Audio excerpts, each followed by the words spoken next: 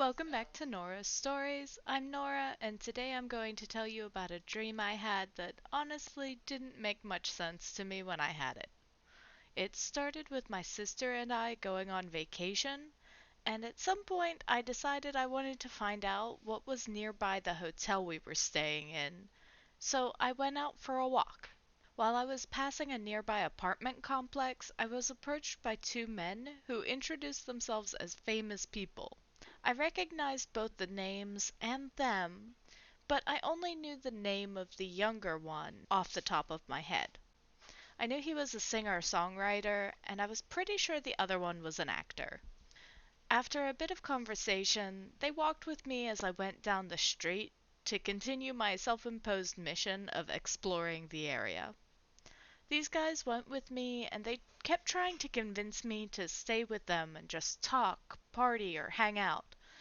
I kept declining, but the singer-songwriter insisted that he at least wanted to give me a spray tan because it was too strange to him that someone who lived in Florida wasn't tan. I laughed off the comment and declined, but still they kept following me and making conversation. Later, I stopped and asked them how long they would continue to pursue me, and they responded that they would continue to follow and talk to me as long as I made effort to treat them like actual people. Eventually, we ended up finding a place to sit down, and the two guys changed into other famous people. The singer-songwriter had now become a rapper, and the actor was now a different singer-songwriter. However, I was much more familiar with these two guys than the first ones, and it did a lot to ease my discomfort about being pursued by them for so long. However, I ended up starting to fangirl over one of them because I knew who he was and I was a really big fan.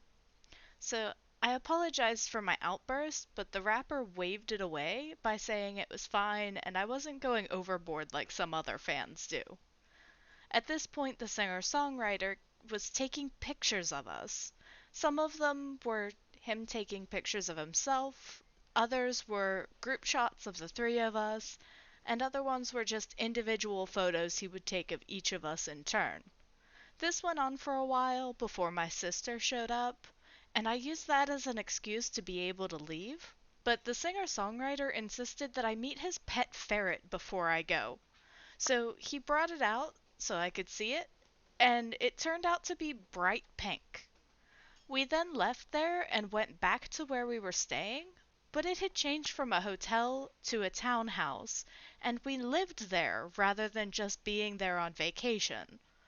Two of the cats that lived with us were inexplicably outside of the townhouse when we arrived. We ushered them back inside, but before we could close the door, the pink ferret ran inside too. As we turned around to see where the ferret was, we watched it transform into a cream-colored cat so it would blend in better with the other cats. I woke up at that point, and I'm not too sure what to make of the dream other than it was just a strange creation of an unconscious mind. But still, I hope you enjoyed the strange changes, and I'll share more again soon.